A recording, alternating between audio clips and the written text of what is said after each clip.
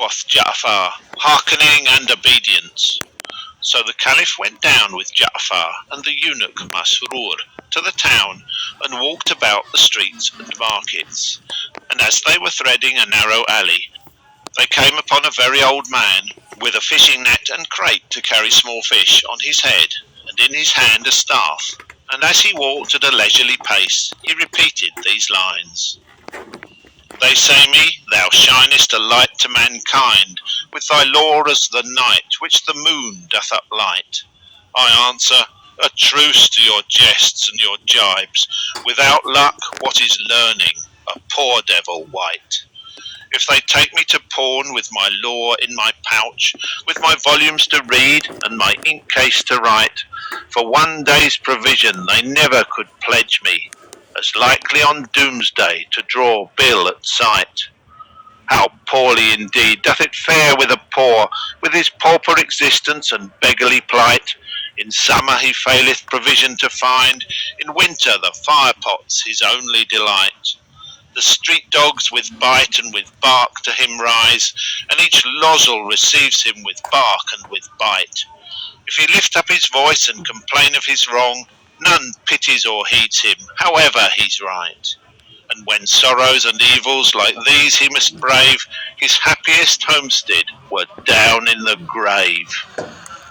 When the Caliph heard his verses, he said to Ja'afar, See this poor man and note his verses, for surely they point to his necessities.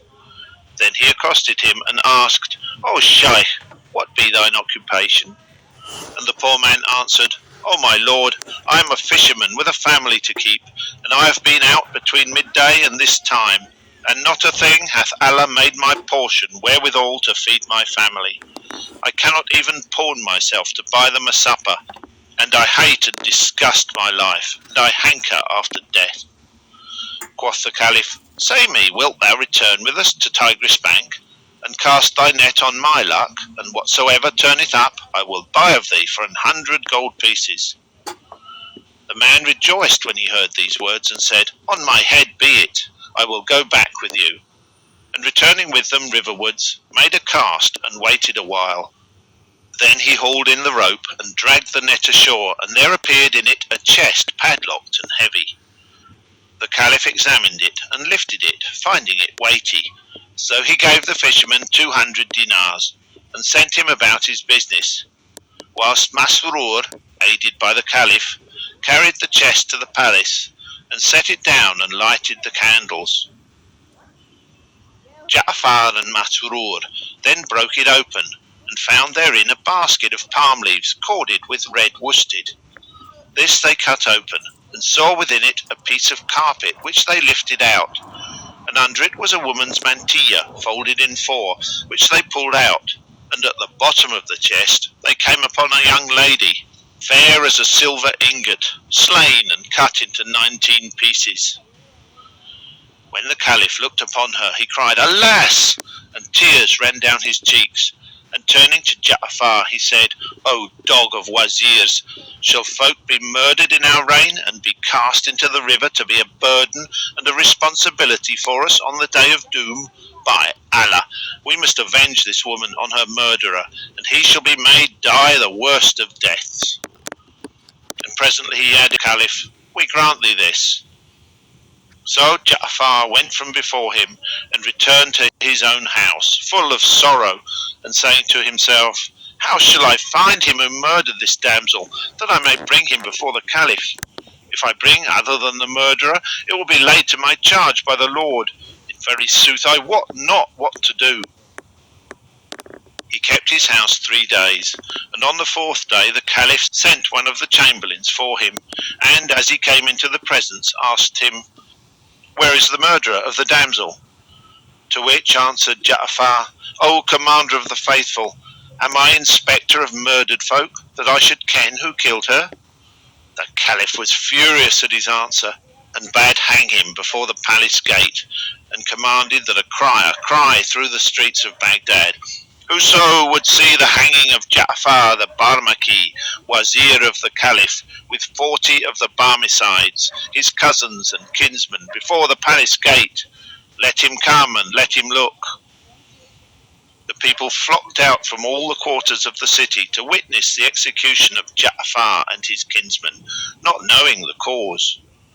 Then they set up the gallows and made Ja'afar and the others stand underneath in readiness for execution.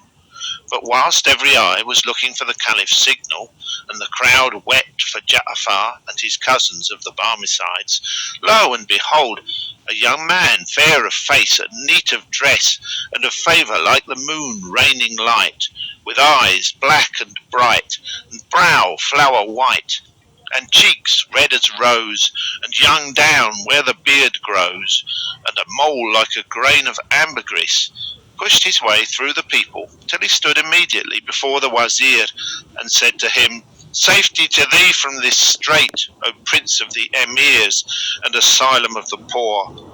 I am the man who slew the woman ye found in the chest, so hang me for her, and do her justice on me." When Ja'afar heard the youth's confession, he rejoiced at his own deliverance, but grieved and sorrowed for the fair youth. And whilst they were yet talking, behold, another man, well stricken in years, pressed forward through the people, and thrust his way amid the populace, till he came to Ja'afar and the youth, whom he saluted, saying, "Ho thou, the Wazir and Prince sans peer, believe not the words of this youth. Of a surety none murdered the damsel but I. Take her wreak on me this moment, for, an thou do not thus, I will require it of thee before Almighty Allah." Then quoth the young man, "O Wazir, this is an old man in his dotage, who wotteth not whatso he saith ever, and I am he who murdered her, so do thou avenge her on me." Quoth the old man, "O my son, thou art young and desirest the joys of the world, and I am old and weary and surfeited with the world. I will offer my life as a ransom for thee and for the Wazir and his cousins. No one murdered the damsel but I, so Allah upon thee, make haste to hang me, for no life is left in me now that hers is gone." The Wazir marvelled much at all this strangeness, and taking the young man and the old man, carried them before the Caliph, where, after kissing the ground 7 times between his hands, he said, "O Commander of the Faithful, I bring thee the murderer of the damsel." "Where is he?"